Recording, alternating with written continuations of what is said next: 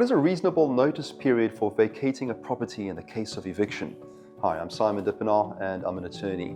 Renting a property is intrinsically insecure compared to home ownership. Even when the occupier is a model tenant, circumstances may arise where the owner needs to occupy their property. They wind up having to evict the tenant. But for the tenant, being forced to relocate to another property could be disruptive to family life, especially if they entered into the lease with the understanding that occupancy would be long-term. Tension can arise between property rights and constitutional values protected by PI, Prevention of Illegal Evictions from and Unlawful Occupation of Land Act. A case before the Western Cape High Court concerns an opposed eviction that hinges on this very issue. The property owner wants to remove a tenant and their family from a residential property to allow the owner's daughter to reside in the house. The application is technically valid as the fixed-term lease has expired. The tenant does not contest these facts. Their argument is not based on any entitlement to indefinite occupation. Instead, they maintain that being forced to move out of their home will not be just and equitable, as will have a negative impact on their minor children. They also claim they entered into the lease in good faith. The tenant has 2 children who are settled and thriving at a nearby school. They took occupation of the property in August 2023 under a 12-month lease managed by the landlord's agent. The agent assured the tenant at that time that the lease would be renewable.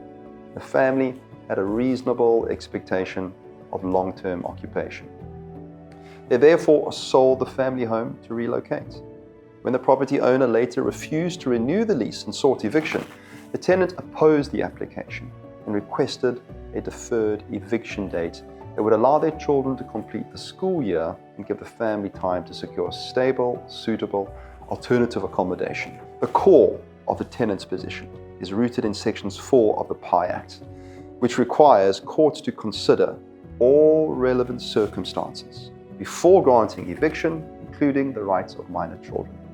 The tenant argues the court should support a deferred eviction despite no legal entitlement to stay.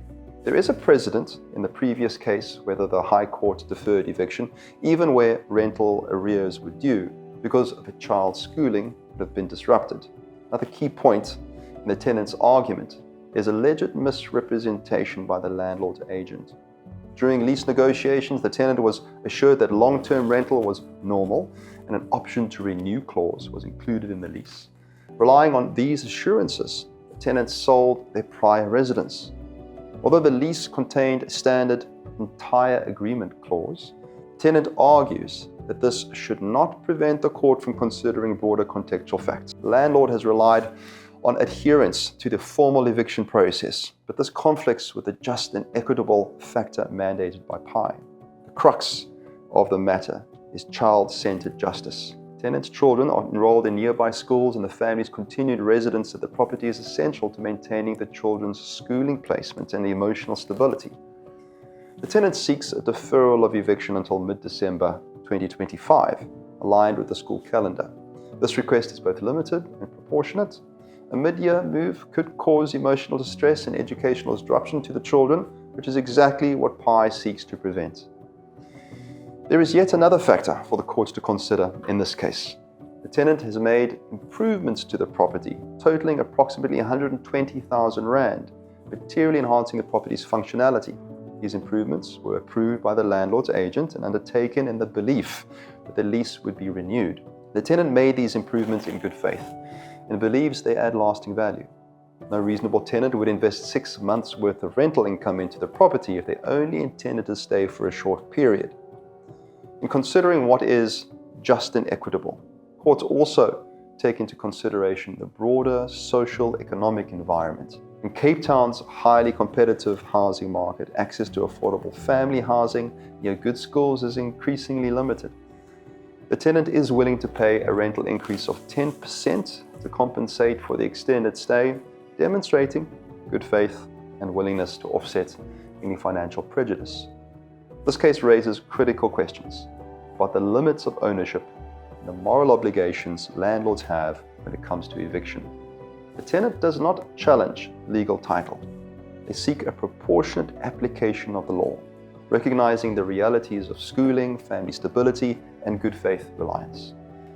PI was enacted to protect the vulnerable from unlawful eviction. This matter illustrates the delicate balance courts must strike between ownership and occupancy, contract and equity, law and justice. A tenant's reasonable request for a deferred eviction is grounded in established jurisprudence and supported by facts. It reminds us, especially those of us in the legal profession, that disputes involving family homes demand more than technical compliance. They require compassion and consideration. At ST Law, we take pride in our client-centric approach. We believe residential disputes should be settled as amicably and as cost-effectively as possible. When it comes to eviction, we are strong advocates for mediation. If you have any questions or concerns about rental housing rights or need advice on eviction, whether you are a landlord or a tenant, get in touch with me on the number below. By the way, this case is still before the High Court. I'll report on the outcome when it is concluded.